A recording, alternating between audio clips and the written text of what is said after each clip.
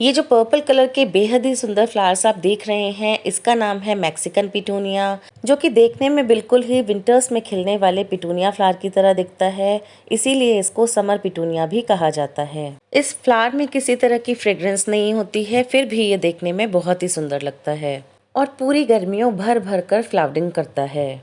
नमस्कार दोस्तों, मैं हूँ मालविका और स्वागत है आप सभी का जी3 इंडिया गार्डन में। तो जैसा कि आप लोग समझ ही चुके होंगे, आज हम बात करने वाले हैं मैक्सिकन पिटूनिया के बारे में। किस तरीके से समर्स में ये फ्लावरिंग करता है, क्या क्या इसकी केयर है, कैसे इसको प्रोपेगेट किया जाता है, ये सभी मैं आपको बताऊंगी। क्योंकि आज खुद भी मैं अपने पौधे पर यही काम कर रही थी, तो सोचा कि आपके साथ भी ये बातें शेयर कर दूं। इस समय इस पौधे को देखकर ही आप अंदाज़ा लगा सकते हैं कि इस पर कितनी अच्छी फ्लावरिंग हो रही है। नई नई बर्ड्स भी बन रही हैं और मुरझाए हुए फूल भी हैं। तो ये जो मुरझाए हुए फूल हैं, इनको आपको हटाते रहना चाहिए, जिससे कि जो नई कलियां हैं वो बहुत ही अच्छे से खिलेंगी। अगर आप इनको नहीं हटाएंगे तो बारिश के कारण ये नई कलियों पर चिपक जाती हैं और वो खिल नहीं पाती हैं।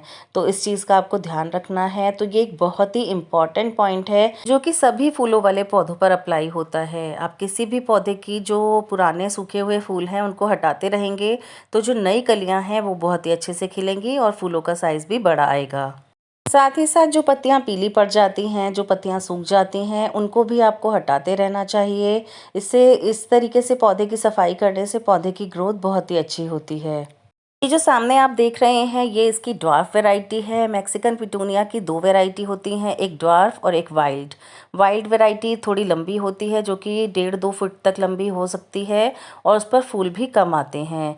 लेकिन फूल देखने में बिल्कुल एक जैसे होते हैं, जैसे ड्वार्फ पे आएंगे वैसे ही सेम फ्लावर्स वाइल्ड वैरायटी पर भी आते हैं। ड्वार्फ वैरायटी बहुत ही छोटी होती है और देखने में भी घनी होती है और इस पर फ्लावरिंग भी बहुत ज़्यादा होती है। मैक्सिकन पिटूनिया 3 कलर्स में अवेलेबल होता है, एक पर्पल, एक वाइट और एक पिंक। तीनों ही पेस्टल कलर होते हैं, बहुत ही सुंदर लगते हैं और गार्डन में चार चांद लगा देते हैं।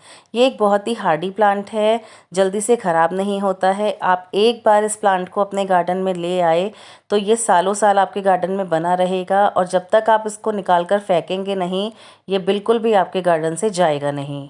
बात करें पानी की, तो इस प्लांट को पानी बहुत ज़्यादा लगता है क्योंकि ये समर का फूलों वाला पौधा है। किसी भी फूलों वाले पौधे की तरह ही इसको भी पानी की काफ़ी रिक्वायरमेंट होती है।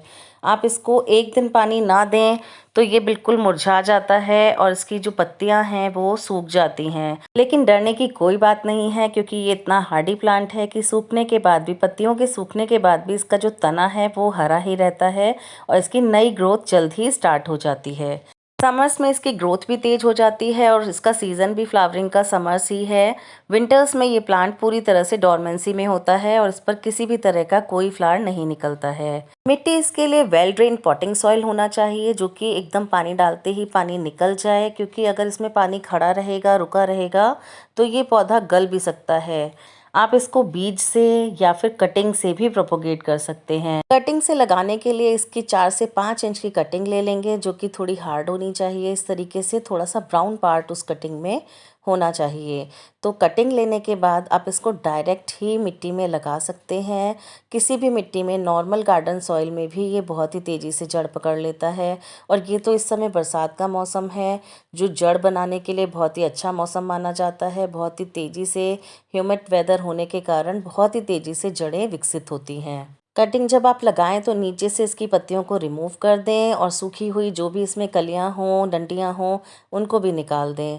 और इसको किसी भी मिट्टी में आप लगा सकते हैं। आप अगर इसको सिर्फ सैंड में लगाएंगे थोड़े से कंपोस्ट के साथ, तो ये बहुत ही तेज़ी से और बहुत ही जल्दी से जड़ पकड़ लेगा। आप इसको नॉर्मली किसी भी सॉइल में लगा देंगे तो भी ये आसानी से जड़ पकड़ लेता है। तो मैं यहाँ पर इसको एक नॉर्मल गार्डन सॉइल, जो कि मेरे पास एक काले पॉलीबैग में भरा हुआ था, उसमें मैंने इसको लगा दिया है। इसी तरीके से मैं अपने जो कटिंग्स हैं उनको प्रोपोगेट करती रहती हूँ।